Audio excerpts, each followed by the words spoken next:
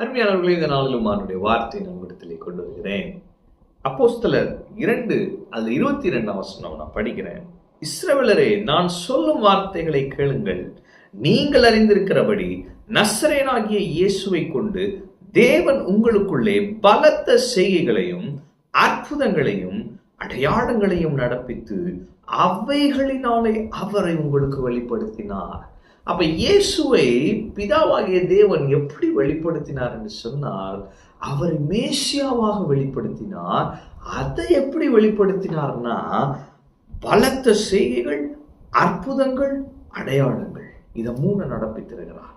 இதை 3 நடப்பித்து என்ன பண்ணியிருக்கிறாரு?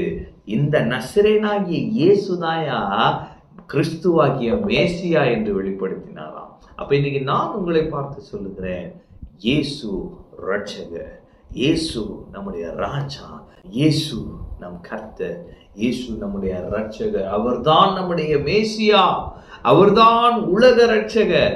அப்ப இயேசுவே கிறிஸ்து, இந்த நசரேயனாகிய இயேசுவே கிறிஸ்து என்பதை நம்முடைய வாழ்க்கையிலே பிதாவாகிய தேவன் வெளிப்படுத்த போகிறார். எப்படி வெளிப்படுத்த போகிறார்? பலத்த செய்கைகள்.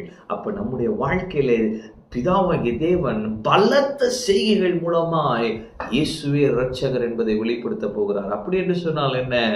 பலத்த காரியங்கள், அவருடைய கரத்தின் கிரியைகளை உங்கள் சூழ்நிலைகளிலே இன்று காண்பீர்கள். இறையாதே அமைதலாய் என்று இயேசு சொன்னாரே, காற்று, அது கடல் கொந்தளிப்பு, அதை அடக்கினார். இன்று பிதாவாகி தேவன் சொல்லுகிறார், என்னுடைய பலத்த செய்கைகள் மூலமாய் கிறிஸ்து இயேசுவே மேசியா என்பதை நான் உனக்கு வெளிப்படுத்துவேன் என்று சொல்லுகிறார். அதே நேரத்தில் அடுத்து என்ன போட்டிருக்கு? அற்புதங்கள், அடையாளங்கள். அப்போ உங்க வாழ்க்கையில் இன்னைக்கு அற்புதங்களையும் அடையாளங்களையும் செய்து ஆச்சரியப்படுத்த கர்த்தர் சித்தமுள்ளவராயிருக்கிறார்.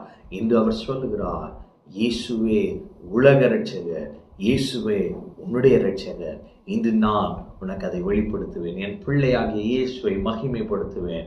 என் பிள்ளையாகிய உனக்கு இந்த இயேசுவே ரட்சகர் என்பதை பலத்த செய்கைகள் மூலமாகவும் அற்புதங்கள் மூலமாகவும் அடையாளங்கள் மூலமாகவும் உனக்கு வெளிப்படுத்துவேன் என்று சொல்லுகிறார். இன்று நீங்கள் அற்புதங்களை அனுபவிப்பீர்கள். இயேசுவே கிறிஸ்து என்பதை இன்னும் அறிந்து கொள்வீர்கள். எல்லாம் என் கர்த்தர் உங்களோடு இருக்கிறார். கர்த்தர்களை ஆசீர்வதிப்பார்.